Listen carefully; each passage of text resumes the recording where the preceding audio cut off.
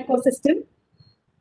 Please join me in welcoming our keynote speaker, Sri J. Satyanarayan, Chief Advisor, National Digital Health Mission, our moderator, Dr. Akshay Zanjurne, Program Manager, Frost & Sullivan, followed by our esteemed panelists, Mr. Mayank Batwal, CEO, Aditya Birla Health Insurance Company, and Mr. Viren Shetty, ED and Group COO, Narayana Health. A very warm welcome to all of you, dear gentlemen. Over to you, Dr. Zanjurne. Thank you, Sheetal. So as we all know that on 15th of August 2020, Prime Minister Modi has launched the most ambitious healthcare scheme across the world, wherein we are planning to have a single digital healthcare ID for all. So presently we are having the chairman of the committee of NDHM, which is the National Digital Health Mission. So we have Mr. J. Satyanarayan. So I would like to request him for the keynote address. Sir. Thank you, Akshay, and thanks to the fellow participants and IAMAI for organizing this event, which has come, I think, at a very right time in terms of where we are in terms of handling a number of health issues in the country. On a population scale, we are facing the problem today of the pandemic. So let me spend a few minutes on explaining the the philosophy of the National Digital Health Mission and the current status. See, this has the National Digital Health Mission has its roots in the National Health Policy 2017, approved by the Government of India, where the key goals there are universal health coverage with citizen in the center. Imagine a country with 1.3+ billion citizens should be in the center of the whole spectrum of activities in the health, and other important aspects being quality of care and continuum of care of the national health policy. Now, what key word here is about the ecosystem. Here we're not talking of a system. We have to raise the bar from a system perspective to an ecosystem perspective. That's an important dimension I would like to make. Where we're talking, of course, the largest segment of that ecosystem is consisting of the citizens/patients, which is 1 billion plus in this country. And also the healthcare industry, the insurance industry, and also the various health tech companies and other ecosystem players. So what needs to be designed is a very large and complex ecosystem. So we had this challenge in front of us 2 years ago, but I don't think it's behind us now, right? The challenge. The Government of India constituted a committee which I had the privilege of chairing in 2018 and 19, and produced the National Digital Health Blueprint, which is basically, it's not a prescriptive kind of architecture or design. It's open standards based approach that we have followed. And also the key principles are, the health records of individuals should be controlled by the individual concerned and not by any other entity. That's one fundamental point I would like to underscore. The other key principles we followed are security by design and also privacy by design. It's possible to kind of retrofit privacy into any existing systems, but that's not the best way of doing it. From day one, you should have the privacy mindset while designing each component of the architecture. So privacy by design was a very key consideration for us. And one other important feature of this is the federated nature of the architecture, which means that no data on database is going to be held in a centralized manner. The data stays wherever it was created. say for instance with the health service provider or with an insurance company where it has been generated. So federated architecture really helps us in several different ways. Number one, in terms of the security, privacy, the de-risking, is distributed all over, and the responsibilities also. Apart from it, the single biggest point will be the threat to any breach of privacy. If you centralize things, obviously, you're running higher and higher risks, which is not the case here, absolutely. So there need not be any concern that, because of digital health, such a big, approach being done, is there some flip side, which is the risk to that? So the federated architecture being hardcore into the whole thing has really assures us that it's not the case here. Then another important point that was the consideration is it's not as if we are starting with a clean slate or a totally green field. It is a kind of a brown field where large number of healthcare providers and government health systems as well as insurance and other players have their own IT system. So we need to design the architecture in such a manner that it carries them along with some a layer of interoperability built over and above what exists already, so that you are building on what is already available. So then let me come to a few questions on privacy, because that is the main concern today. Is so we have, as I mentioned already, privacy by design, which means that a set of 9 principles of fundamental principles of privacy, which have gone into a lot of our case law as well also, which is the purpose limitation, collection limitation, a minimalistic approach in whatever data you're collecting, and also notice and consent. They become very important, and sharing limitation. It's not that you have a data you can share with anybody and everybody. There are regulations about what can be shared and how it can be shared and what should not be shared. So that is one pillar of the privacy.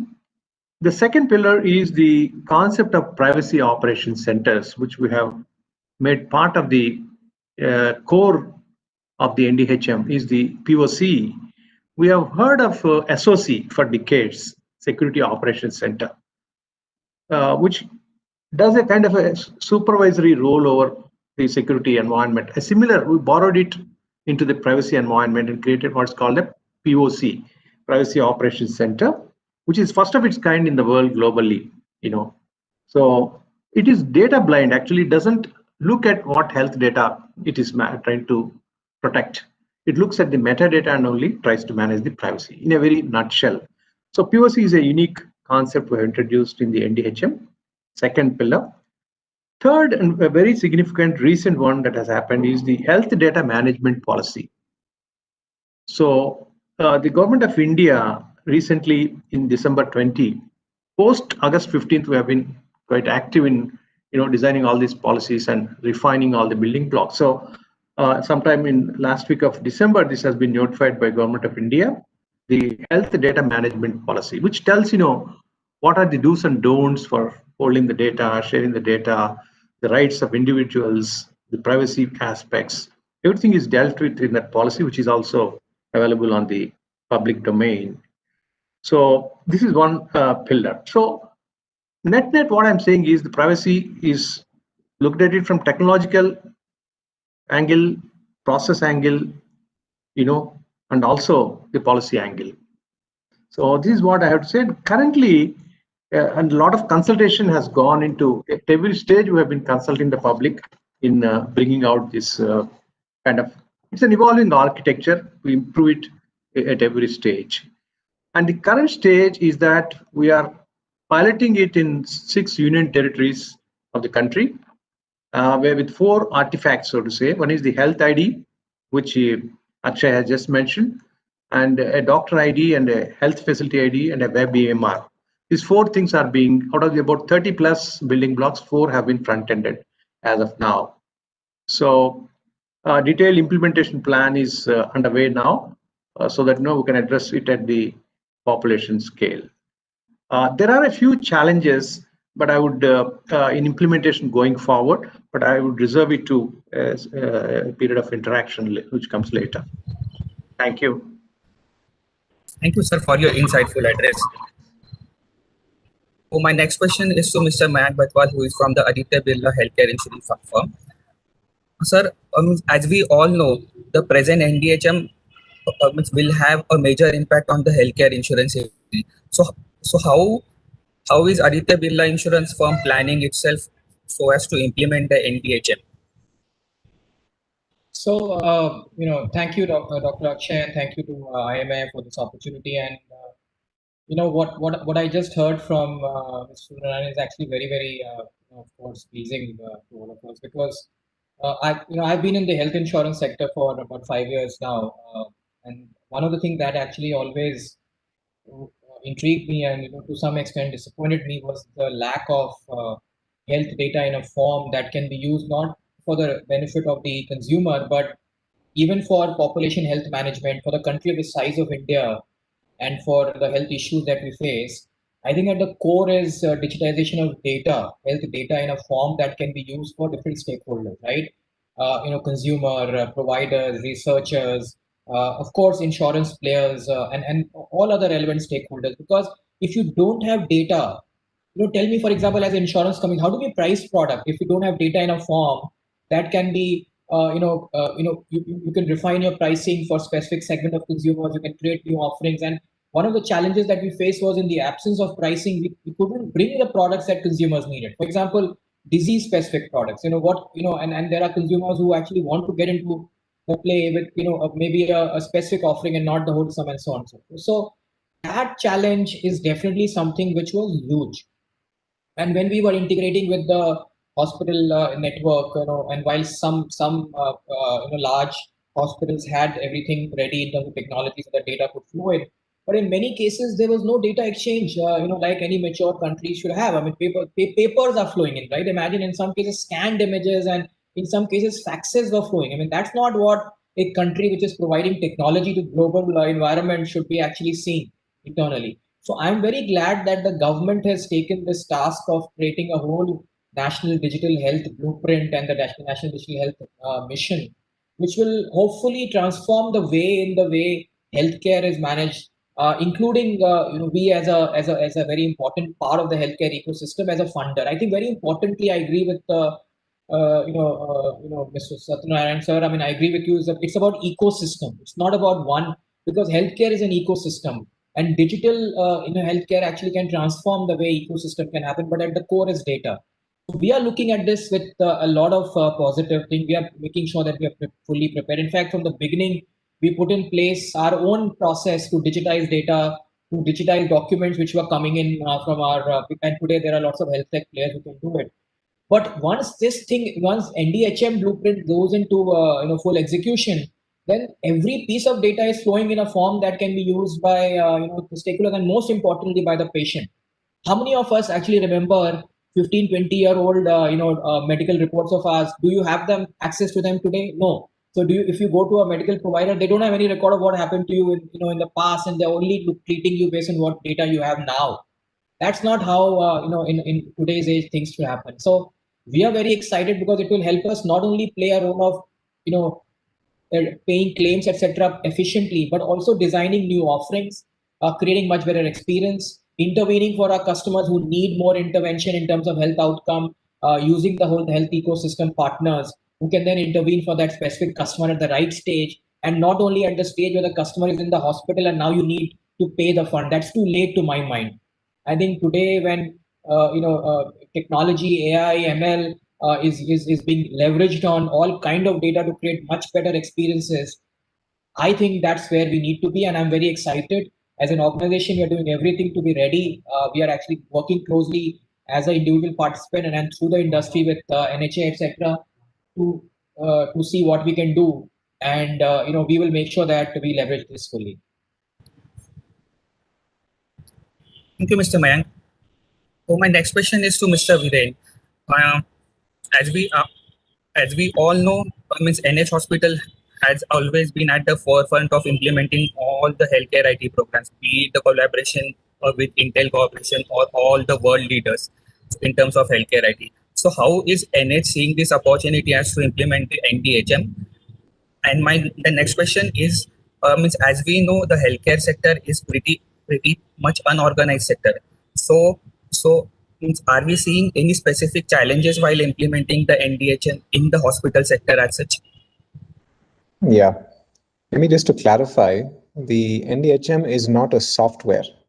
It's not something that I install tomorrow. It is a principle. It is a design philosophy.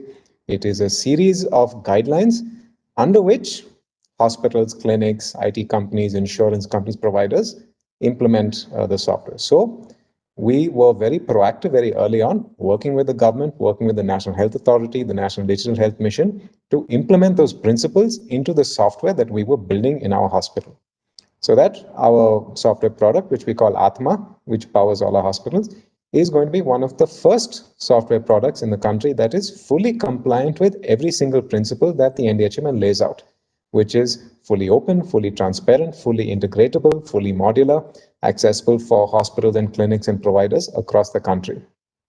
We are working with a couple of the teams there on building these connectors, which allow data transfer between institutions. And once we want to offer that to all the people that are willing to use it so that the data flows freely. So on that end, yes, we are fully aligned. This is the only way the sector will grow.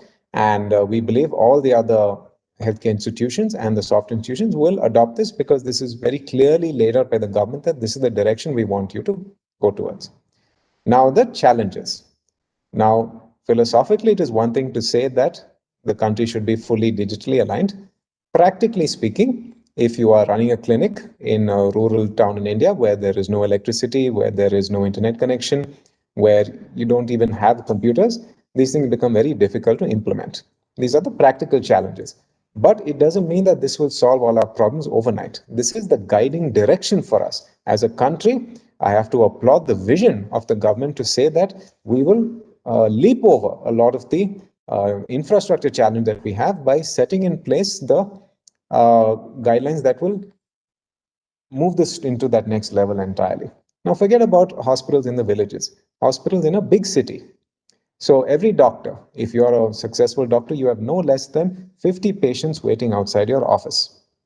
If every patient has to come in, sit in front of you, and you have to go and start manually searching for their file, type in the passwords, go through multiple levels of authentication and get the file, it's not going to work. The patient can give you his information verbally faster than you are able to search for it. So you need to build in systems that are a lot more friendly towards doctors and friendly for patients. But this will not happen automatically. No one has ever built it for the kind of operation that Indian doctors operate under. In the West, it is very common for doctors to spend half an hour, 1 hour with patients, and you're very patient and you're able to explain this. In India, you simply don't have that option. Forget about 15 minutes of patience. The goal of the software that we put in should be that in 5 minutes, you should be able to come to the exact problem. So that means building capabilities that don't exist in software in any part of the world. Forget about in India, which means in the time that the patient takes to walk from the front door to sit on the chair, the doctor should have on his dashboard exactly what his past history is and summarized extract from what is most relevant to what he wants right now. And in the process of data entry, there should be a guided system. In the West, they call this clinical decision support systems, which allow the doctor to make very quick, very rapid, and very standardized decision making. So that improves the quality overall.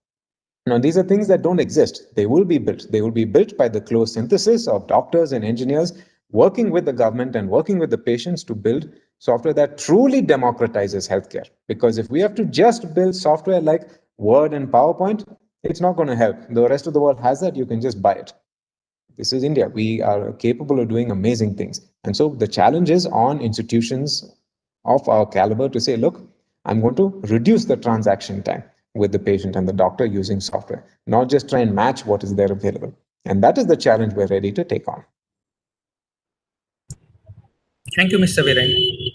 So my next question is to Mr. J. Satyanarayana.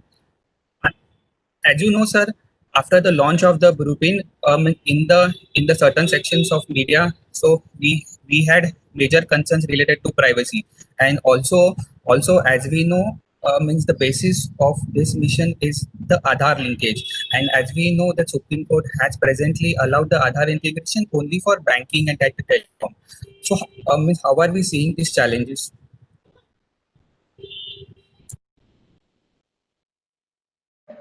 Thanks, Akshay. I tried to touch upon the privacy aspects in my earlier intervention keynote, but let me reiterate and reassure that the privacy concerns are being addressed in multiple dimensions, which I tried to explain before. In addition, I would like to say that a couple of other aspects to that, which is that participation in the NDHM slash health ID scheme is optional. It's not number one compulsory. And it's citizens' choice end of the day. Second, you mentioned about Aadhaar and the use of Aadhaar for identification. Why do you use Aadhaar? I mean, it's such a great asset that the country has produced and stabilized and over a period. So it is for identification and authentication. But the second point I'm making is that even the use of Aadhaar in the health ecosystem is optional. We are not mandating it in any manner. If the citizen feels it's a choice of the citizen that it's more convenient way of identifying himself or herself, it's a optional, and the required notification at this has also been issued in the month of August by the Ministry of Information Technology under the Aadhaar Act, under Section 4 of the Aadhaar Act. It has been also issued. So it's an enabling provision, an optional provision at the choice of the citizen. If you want to use Aadhaar, fine. Otherwise, the other options are you can use mobile, you can use ration card, you can use passport, driving license, etc. Other options do exist. So it need not be seen as a concern or as a bottleneck in the whole issue. Number one, systemically, we are providing all the safeguards. In addition, it is optional to the citizen whether to join the scheme, and if join the scheme with or without Aadhaar. I hope that addresses the concerns significantly. Yes, sir, absolutely. And I would like to just mention, reiterate a couple of points which are very nicely brought out by Hank and Viren, which is in response to the insurance thing, how smoothly it can go post this. One of the components suggested there is health claims platform, which is a technology agnostic and industry agnostic, industry neutral, open source based component is also being put in place, so that there are standards across interoperability across portability across insurance companies. Is one point. HCP, it's called Health Claims Platform, is one thing. Second, in response to Viren's excellent point that end of the day, if it is not adopted at the cutting edge level, it's of no use. All great thoughts, are great just on paper, but so UX is very important, the user experience. So going forward, that will be one of the focus areas. How to maximize the user experience as a patient, as a doctor, and as a health worker. Yeah. Thanks. Thank you, sir. So my next question is to Mr. Mayank. Sir, as we know, if we see the Indian healthcare insurance industry operates through multiple TPAs, and means every TPA has its own healthcare IT infrastructure. So now, after the implementation of NDHM, so do you see any hiccups in the implementation of NDHM through so many healthcare insurance firms and so many healthcare TPAs across the country? Sir, I think you are on. Yeah, sorry. As some of my previous speakers mentioned, that this is a journey, this is a process. I mean, it will not happen in a day. Something like this, for our size of country, number of stakeholders, unlike Western, mature countries where you find the number of hospital chains and all are not as many as you see, smaller, big nursing homes, big hospitals, small hospital, small labs, big labs, etc. So I think it's a process and journey. The point is that there is a framework, a blueprint of the kind of standards that we need, which is being put in place, and we have, as Mr. Satyan mentioned, to start with, it is not being mandated. So, gradually we'll want adoption to increase. As people start seeing benefits, my sense is more and more adoption will happen. On the claims part in particular, the number of TPAs, etc. See, in the long term, the way we are working now is not a solution, because you cannot have, let's say, even if you start doing technology integration between, let's say, Viren's organization and my organization, right? It is not possible, because for Viren to go and integrate with multiple insurance companies, it's a hell of a task. And similarly, for us to go and integrate with not just Viren's organization with multiple hospitals, not just possible. So therefore, the health claims platform, the exchange, the pipe that typically is there in all countries. Ultimately, what NDHM is going to do is to create that, the technology framework for that pipe, which will sit in between the providers and the insurers, payers, and where the data will flow through that pipe, right? And today NDHM is creating one which can be used. There could be more than one, claims platform. It's just a standard, and even private organization like Swast, they are trying to help NDHM. They're proposing that some of the standards which can be used by any private organization or government organization. So as these exchanges of pipes start coming in, maybe to start with what NHA is proposing under the NDHM, or other pipes that can get, even IRD is working through IIB, a similar claims platform. So my sense is that as these things start coming in, both sides, the provider side and the payer side, with and on the payer side, it could be either payers directly or TPAs as administrators, whichever way it happens, they will start adopting and integrating with that pipe, and the whole process will become much simpler, right? For example, if I go and connect to the pipe, and Viren connects to the pipe, then all of us are now have one integration to do, or maybe then you two or three such exchanges of pipes. I mean, I'm doing two or three such things, right? And that's done, as long as we are adopting the principles that has been laid out. It will take time, but I think it's a beginning. And I think the important point was to set the standards, set the framework, and then I'm sure that with public and private participation, we will have all these movements happening. And I think that's what we need. It has to start, and gradually we'll see these things gradually evolving, and we'll start finding solutions. Absolutely, sir. So my next question is to Mr. Viren. So, sir, as we know, hospital, the hospital sector, as in the hospital, uh, hospital has interfaces with multiple sectors, as in be it the healthcare insurance industry or the pharma industry or plus various other industries. So, how do you see it as a challenge of integrating the hospital IT system with all these types of stakeholders, be it the pharmacies, or be it the healthcare insurances, or be it buying the consumables from multiple stakeholders?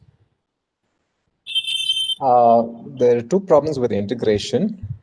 Usually it is a one-time exercise, assuming that most of the software that is on the other side has what is called, have APIs that allow us to access data back and forth. The problem is large institutions such as insurance companies and larger hospitals have the resources and have invested in software, and so they can be modified to accept data going up and down. The problem is that smaller hospitals, clinics, pharmacies have some software, not great, but those are more for basic data entry and accounting, and don't really have APIs that we are able to read, and don't really have the sort of full-time connectivity, data backups, or have people that are digitally literate on the other side who will be able to understand the requirements. So it is definitely, like both Mr. Satyanarayan and Mayank have mentioned, it's something that is going to take quite a fair bit of time, but it will be made useful because at least now we are all speaking the same language. While before it used to be that in my hospital we speak in Kannada, and another hospital they speak in Urdu, and another hospital speak in Bengali. Today we all have a translator that is able to build things according to the same spec. The other, what will happen is that a lot of standardization is going to occur. Once it becomes clear that software will follow the common design standards, the common principles of data transference, it will be that So for example, the software we are building, it's not just meant for our hospital. We can offer it to multiple hospitals, and it's not just for big hospitals. We want to offer it to small hospitals free of cost, because we believe that the net gains to society by having a huge amount of digital information and backups of patient information will accrue to the overall health sector. So it's better for everyone that we are all on a digital platform. Similarly, from the insurance industry, there will come entrepreneurs who will come forward and say, look, we will build a common connecting platform. Tomorrow for clinics, there are enough and more software providers out there who will build clinic platforms. So it is a solvable problem, but at this point, given the current state of the technology that exists, it is not easy to do. If any entrepreneur comes and looks at the IT landscape right now, they will completely give up in frustration because there are simply too many providers and too many challenges to solve. But for this, we have to, sincerely thank the government for making our lives so much easier for the next 10 years. Because without this, it would have just simply never happened. Thank you, Mr. Viren. Next question is to Mr. J. Satyanarayana, sir.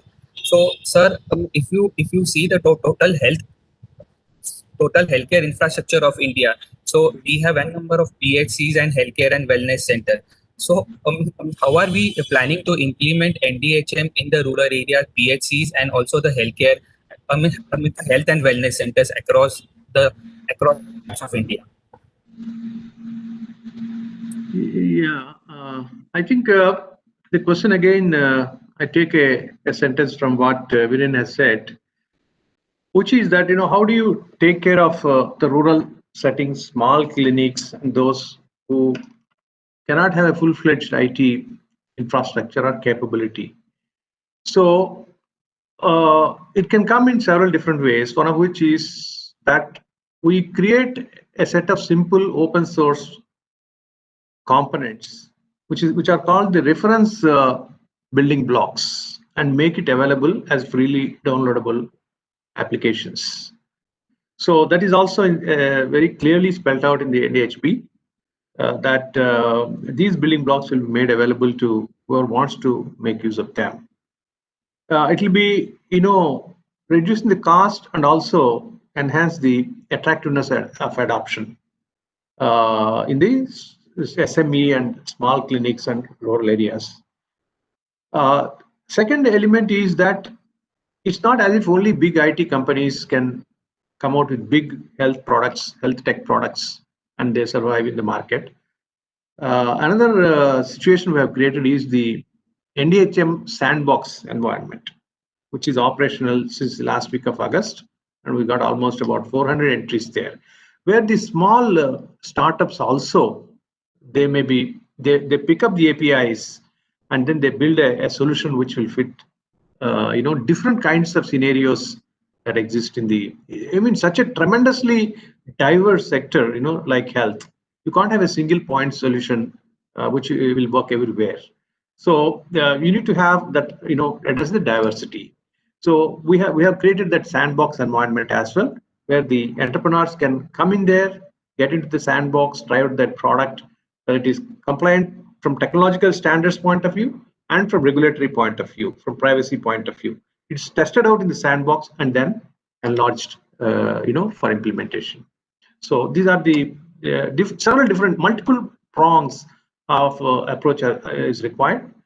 And I have to underline the need for a large amount of effort in the areas of awareness and education of stakeholders and capacity building in this space in the next 1 to 2 years. Thank you, sir. So my question is to Mr. Mayank and Mr. Viren, respectively. So presently we are having the chief advisor for the NDHM with us. So are there any specific top 3 recommendations on behalf of the respective industries to the NDHM so as to implement the NDHM scheme seamlessly across the country?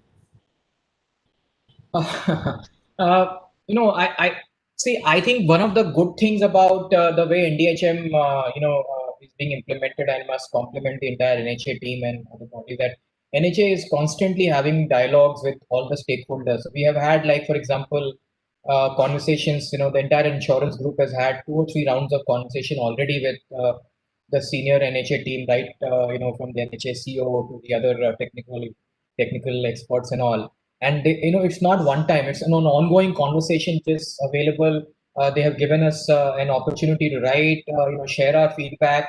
So I mean, so frankly, I don't have any specific request here, because a lot of the input from our side has already gone. A lot of this work is being done with inputs from the private side also, and also of course the public insurance companies. So the point is that as an insurance category, we are actively engaging. Our feedback is being taken a lot. In fact, for example, there is leveraging. I'm just probably digressing a bit, but the work that they did in creating the whole technology architecture for Ayushman Bharat, in some way it will also help in the claims management, the blueprint as we create a larger health claims management platform. Now they're saying, use that platform and leverage it for other private insurance to cover the missing middle. So I think that a lot of dialogues are going on. I mean, I'm sure that this will go on in the future only. So my only hope and expectation, and which I have no reason to believe will not happen, is that as this dialogue happens on an ongoing basis in the future, I'm sure, as questions emerge, as comments come up, as thoughts emerge, we will be able to share them and come up with something that can be implemented by all relevant stakeholders. Because it is going to be a tough task. There is no question about it. Let's be very clear. It's not going to be an easy task. But as long as conversations are happening, dialogues are happening on an ongoing basis, I think we can find solutions to problems as they emerge. And the only thing I would add to that is, as we are building out these solutions, there is definitely a lot that we can learn from the Western countries that have tread this path before, but probably we should not follow it too closely. An example I would give is in the United States a couple of years ago, they wanted to really push through the adoption of electronic health records, and they passed an act called the HITECH Act, which essentially mandated and forced hospitals into using the digital tools that were available. And a lot of people fought back and they said, look, it's too expensive, we can't afford it. And so what the government then did, they gave these massive subsidies, anywhere from $300,000 to $600,000 to a couple of clinics to set up the software. It did not do even one bit to improve the quality of the software. All it did was to transfer more money from the government to the couple of providers who benefited from that. What I would say is the government has done a very good job of defining the direction that we have to go to, and it's the role of industry to start putting in systems that address usability and pushing for. It is an admirable goal to get through to 100% digital literacy, but if we force people into it, you will be pushing hospitals and doctors into suboptimal solutions right now that will make life worse than what it was before. As Dr. Shetty, our founder, always likes to say, doctors were not built by God to type. And so if you give a good doctor a keyboard, he will throw the keyboard on your face. And which is true, because essentially the way the UX has moved on, it goes beyond keywords and tabs and a lot of the current design parameters. There are ways we need to transcend that. A lot of the current systems, ours included, aren't yet friendly towards the way doctors operate, but we were building towards it. So while we must get digitized, we should not, in our zeal to get 100% adoption, push too far right now people towards systems they may not be 100% comfortable with.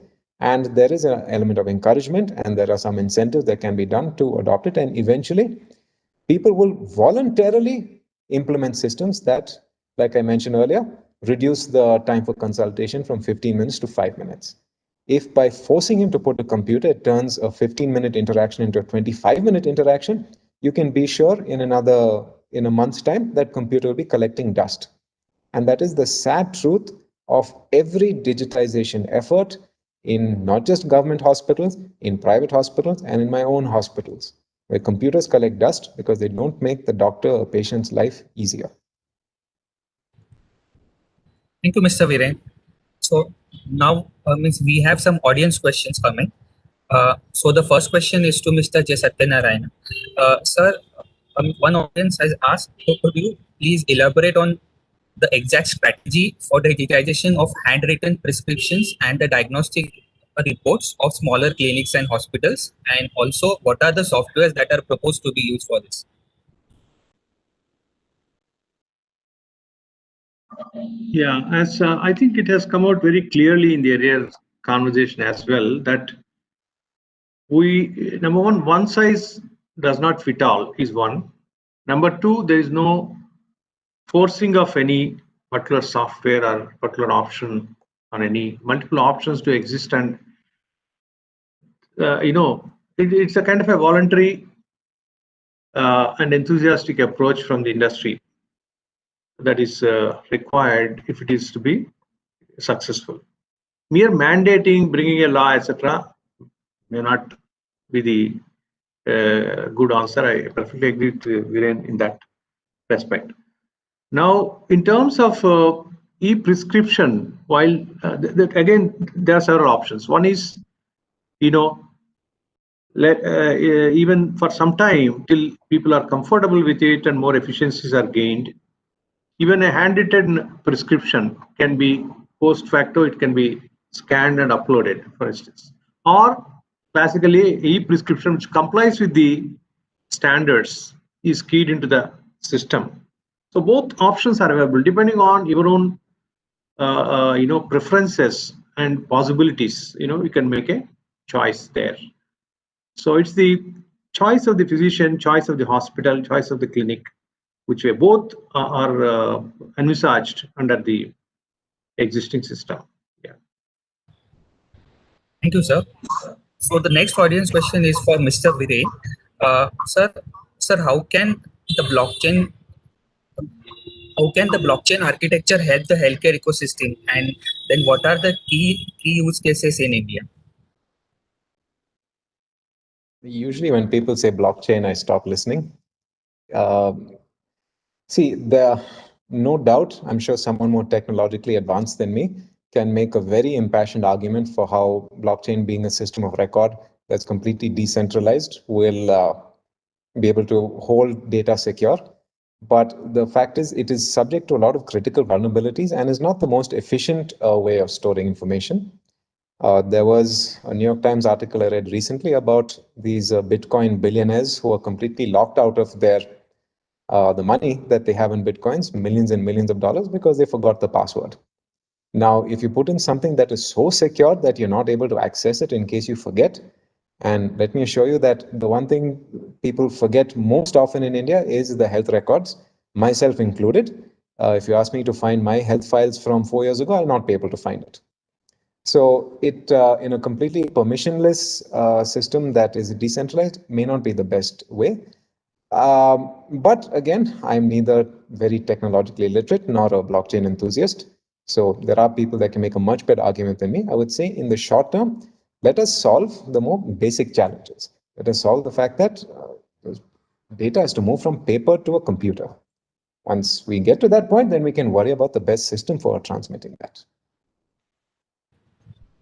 Absolutely right, sir. So the next audience question is for Mr. Mayank. What are the key steps taken by the insurance industry to drive the adoption of technology by the NDHM? So that is a question for Mr. Mayank.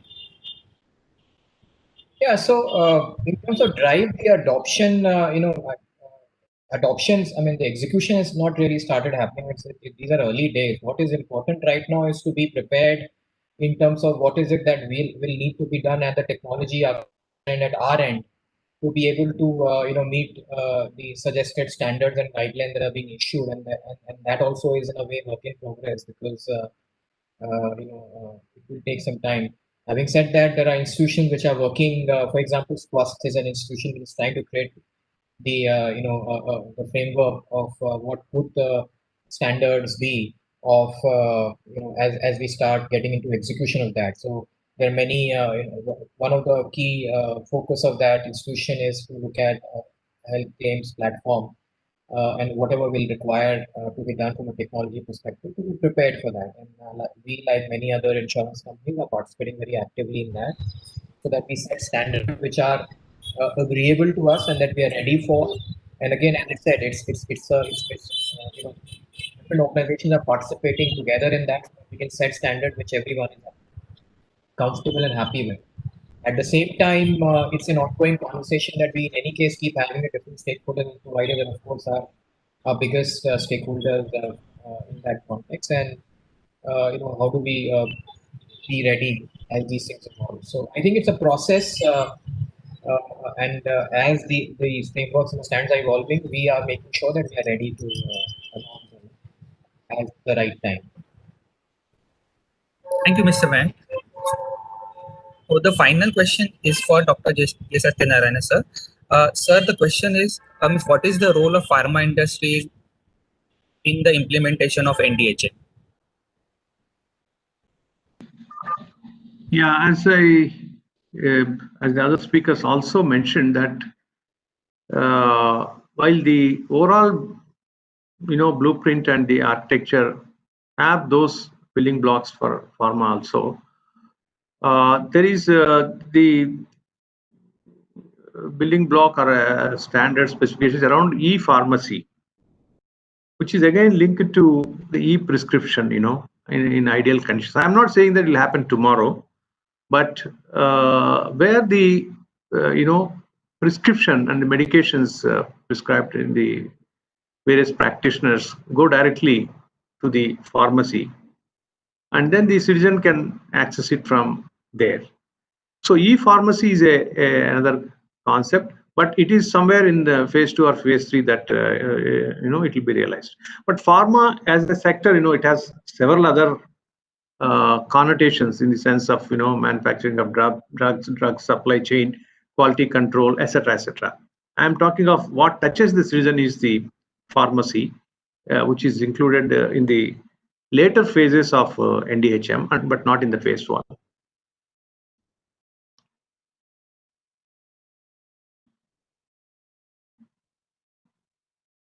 You are on mute, please. Our final question is to Mr. J. Satyanarayana, sir. Sir, key steps on priority that may help in creating a data ecosystem for health in India. So what are the top 3 steps in priority? Yeah, let me say again, reiterate that data is the very important, very sensitive, and the largest component of the predicator of success for NDHM. So the adoption of standards, I would say, if you ask me, is the most important aspect in the whole thing. So we have the footprint of these standards is so very large, like Viren was mentioning. Whether you take it FHIR, Fire Release 4, they say, or whether you take SNOMED CT or LOINC or other standards which have been prescribed. Each one of them has a very large footprint, and it will add to the number of clicks and number of the time spent on the computer versus with the patient. That risk is there. So what we have done is that we have chiseled it out. Don't blindly take the whole standard which has been developed elsewhere in different environment. Take the minimal footprint that is required out of that standard and then go with it first. Is one proactive suggestion we have made in the report. And we have also, so for instance, FHIR has 146 resources total. We have recommended only 26 of them as seminal to the entire healthcare, insurance, and the entire ecosystem at this phase 1. So being minimalistic in approach is one major principle here. Think big, start small, scale fast. So that's what I would say. We are adopting that philosophy here in NDHM. Absolutely right, sir. So I think we are now towards the end of the session. So I would like to thank all the speakers for their key insights on NDHM and also on respective sectors and industry. Thanks a lot, sir. Thank you. All the best. Thank you, dear esteemed panel, for your valuable time and insights. We truly appreciate it. I would also like to thank our valued partners, Google, InMobi, Facebook, Microsoft, Zendesk, Adobe, Infobip, Freshworks, and Tata Teleservices. Ladies and gentlemen, we will now be back after a short 10-minute break. Please do visit the Expo Hall and check out the booths on display. Thank you.